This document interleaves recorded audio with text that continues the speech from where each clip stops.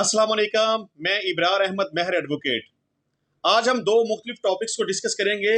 Number one ये कि अगर कोई ओवरसीज पाकिस्तानी पाकिस्तान में मौजूद अपनी बीवी को डाइवोर्स करना चाहे तो वो किस तरीके से कर सकता है। और दूसरे नंबर पे अगर कोई खतून जो पाकिस्तान में मौजूद ना हो, किसी भी दूसरे मुल्क के अंदर मौजूद हो और पाकिस्तान में मौजूद अपने खामद से खुला लेना चाहे बजरिया अदालत, तो वो खुला किस तरीके से ले सकती है। सबसे पहली बात, खामद पाकिस्तान में मौजूद नहीं, वो बैरून मुल्क किसी भी दूसरे मुल्क के अंदर मौजूद है और उसकी बीवी पाकिस्तान के अंदर मौजूद है और वो चाहता है कि अपनी बीवी को डाइवोर्स कर दे, तो उसका लीगल प्रोसेस ये होगा कि वो एक फॉर्मेट तैयार करेगा, एक पेपर के ऊपर, एक स्टाम्प पेपर के ऊपर, या कोई भी तरीका कर तैयार कर सकता है। वो अपनी तलाक देने की एक रीजन और एक वजह बयान करेगा कि मैं फलां फलां वजूहात की बुनियाद पर अपनी बीवी को अपनी ज़ौजियत से अलग करता हूं और उसको मैं तलाक देता हूं। वो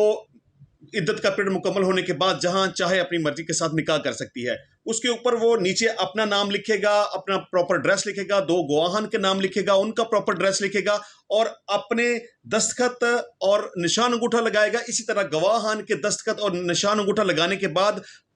वहां पर मौजूद पाकिस्तानी कौंसलेट में जाके उस पेपर की तस्दीक करवाएगा, यानी कि जो निकाह तलाक का पेपर उसने तैयार किया होगा उसकी मुतलका पाकिस्तानी कौंसलेट के अंदर जाके उसकी तस्दीक करवाने के बाद उसको दो जगहों के ऊपर भेजेगा।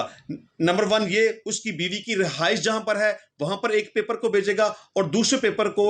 अपनी मुतलका यूनियन कौंसिल यानी कि जहां पर निकाह रजिस्टर्ड हुआ है वहां पे एक पेपर भेज देगा। तो इस तरीकाकार से पाकिस्तान से बाहर शख्स पाकिस्तान में मौजूद अपनी बीवी को तलाक दे सकता है। अब दूसरा यहां यह क्वेश्चन आएगा कि अगर खतून पाकिस्तान के अंदर मौजूद नहीं है, वो पाकिस्तान से बाहर है, उसका खामद पाकिस्तान के अंदर है और वो खुला लेना चाहती है, तो वो किस तरीके से ले सकती है। अब वो खतून भी बिल्कुल वही प्रोसेस तैयार करेगी, लेकिन खुला के लिए चूंकि पाकिस्तान की अदालत में दावा दायर करना पड़ता है, वो एक मुख्तारनामा तैयार करेगी, पावर ऑफ अटॉर्नी,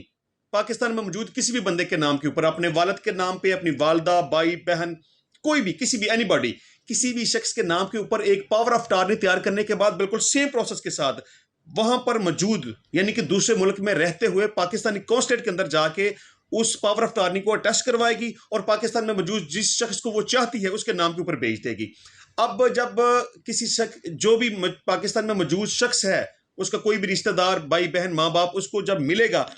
तो वो मिसाल के तौर पर उसकी वालदा के नाम पे आता है, तो उस खतून के नाम से बजरिया उसकी वालदा एक फैमिली कोर्ट के अंदर दावा दायर किया जाएगा।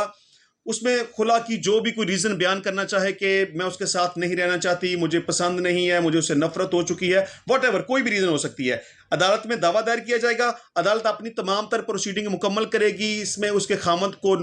समन करेगी, उसको तलब करेगी, वो आता है या नहीं आता इससे कोई फर्क नहीं पड़ता। अगर तो खामद अदालत के अंदर हाजिर हो जाएगा तो जो भी उसका उस औरत का मुख्तार है उसके पास ये इख्तियार है कि वो राजीनामा करना चाहे तो कर सकता है, ना करना चाहे तो नहीं कर सकता। चलें व्हाटएवर, सुलह होती है नहीं होती,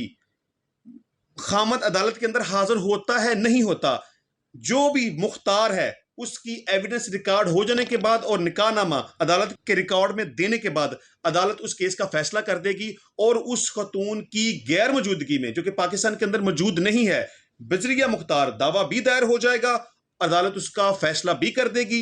और उसको खुला की डिक्री भी मिल जाएगी। ये एक सिंपल सा प्रोसेस है, यानी कि खामद है तो भी पाकिस्तानी कौंसलेट और खतून है तो भी Pakistani consulate, power of attorney. इस तरीके से खामद अपनी बीवी को तलाक भेज सकता है और बीवी पाकिस्तान में मुख्तारनामा भेज के खुला की डिक्री हासिल कर सकती है। इंशाल्लाह मुझे उम्मीद है कि आपको ये टॉपिक पसंद आया होगा। नेक्स्ट टाइम मिलेंगे नई वीडियो में नए टॉपिक के साथ, नए कानून के साथ। तब तक के लिए मुझे इजाजत दीजिए। अल्लाह हाफिज।